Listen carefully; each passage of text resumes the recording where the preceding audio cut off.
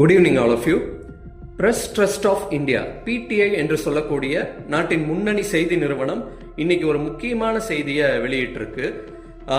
இது நடந்தது குஜராத் மாநிலத்தின் தலைநகர் அஹமதாபாத் மாவட்டத்தின் குற்றப்புலனாய்வு காவல்துறை ஒரு முக்கிய கேங்குடைய ஒரு ஆளை அரெஸ்ட் பண்ணியிருக்காங்க. அவருடைய பெயர் அலி மேகாத் அல் அசார் அப்படிங்கிறவர். இவர் சிரியா நாட்டை சேர்ந்தவர்.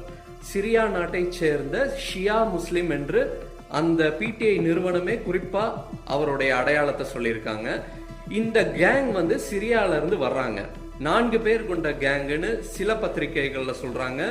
இன்னும் சில பத்திரிகைகள்ல இது ஒரு பெரிய நெட்வொர்க், இவங்க பல ஆட்களா திட்டமிட்டு சுற்றுலா விசாவில் இந்தியாவுக்குள்ள இறங்கி இருக்காங்க அப்படின்னு. என்ன சொல்லி இறங்கி இருக்காங்கன்னா, இவங்க காசா போர்ல பாதிக்கப்பட்டவங்க அப்படின்னு சொல்லிட்டு போலி காயங்களை, அதற்குண்டான அந்த தழும்புகளை இவங்களே ஏற்படுத்தி கொண்டு இந்தியாவில் உள்ள பல்வேறு முக்கிய நகரங்களில் உள்ள பள்ளிவாசல்களுக்கு இவங்க வசூலுக்கு போறாங்க. போய் நாங்க காசா போரால பாதிக்கப்பட்ட மக்கள் எங்களுக்கு உதவுங்க அப்படின்னு சொல்லி அந்த நன்கொடையை கலெக்ட் பண்றாங்க. இந்த நன்கொடை முதற்கட்டமா காவல்துறையின் விசாரணையில இது என்ன தெரிய வந்திருக்குதுன்னா, இந்த நன்கொடை அவங்களுடைய தனிப்பட்ட சொகுசு ஆடம்பர வாழ்க்கைக்காக பயன்படுத்துறதா காவல்துறையின் முதற்கட்ட விசாரணை தெரிய வந்திருக்குது. காவல்துறை குஜராத் போலீஸின் கிரைம் பிரான்ச் டிபார்ட்மெண்ட் இன்னும் பல கோணங்கள்ல இந்த வழக்கை விசாரிக்க போறாங்க.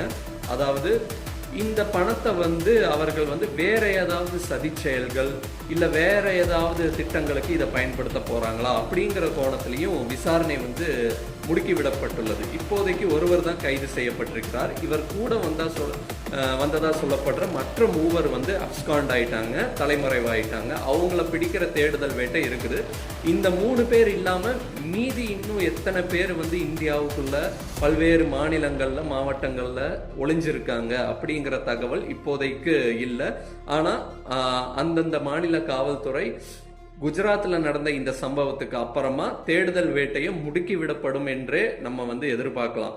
இது ஒரு அபாய ஒளின்னு நான் சொல்ல வரேன். குறிப்பா தமிழ்நாடு முஸ்லிம்களுக்கு கடந்த சில காலங்களாக, சில ஆண்டுகளாக, குறிப்பா இந்த UPI பண பரிவர்த்தனை, இந்த ஜிபே பார்கோடு மூலமா செய்யப்படுற எல்லா பண பரிவர்த்தனைகள் வந்ததுக்கு அப்புறமா நன்கொடைகள்ங்கிற பேர்ல இந்திய முஸ்லிம்களுக்கே உரித்தான இரக்க மனோபாவத்தை தங்களுடைய சுய லாபங்களுக்காக பயன்படுத்தி வசூல் செய்யற பல போலி நலத்திட்ட மார்க்கத்தின் பெயரால் வசூல் செய்யற ஆட்கள் ஊடுருவி இருக்கிறாங்க. பள்ளிவாசல் கட்டுறோம், மதரசா கட்டுறோம் இப்படிங்கிற பெயர்ல பல்வேறு நபர்கள் விஷமிகள் உள்ள புகுந்திருக்காங்க. குறிப்பா உங்களுக்கு அப்படி யாருக்காவது உதவி செய்யணும்னு உங்க மனசுக்கு தோணுச்சுன்னா, உங்க கண்காணிப்புல உங்க கண் முன்னால நடக்கிற நலத்திட்ட பணிகளுக்கு நீங்க தாராளமா, அது மார்க்கத்துக்காகவே இருந்தாலும் உதவி செய்யுங்க. ஒரு பள்ளிவாசல் உங்க கண் முன்னால நீங்க வாழ்ற பகுதிக்கு ஒரு அருகாமையில ஒரு பள்ளிவாசல் கட்டுறாங்க, அதுக்காக நிதி திரட்டுறாங்க, அதுக்காக பள்ளிவாசலுக்கு வசூலுக்கு வர்றாங்கன்னா அவங்களுக்கு தாராளமா கொடுங்க. ஒரு மதரசா கட்ட போறாங்க, அந்த மாதிரி கொடுங்க. இது ஏதோ ஒரு ஊர்ல, வெளி மாவட்டத்துல, வெளி மாநிலத்துல ஏதோ நாங்க ஒரு திட்டப்பணிகள் மேற்கொள்ள போறோம் அப்படின்னு வெறுமனே ஒரு காகிதத்துல சில போட்டோகிராஃப் புகைப்படங்களை வச்சுட்டு நடைபெற வசூல்களுக்கு துணை போகாதீங்க.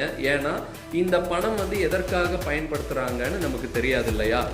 தங்களுடைய சொகுசு ஆடம்பர வாழ்க்கைக்காக பயன்படுத்துகிறார்கள் என்று காவல்துறையின் முதற்கட்ட விசாரணையில இது தெரிய வந்திருக்குது. ஆகவே தமிழக முஸ்லிம்கள், தமிழ்நாட்டு முஸ்லிம்கள் மிகவும் விழிப்பாக இருக்க வேண்டிய தருணம் இது.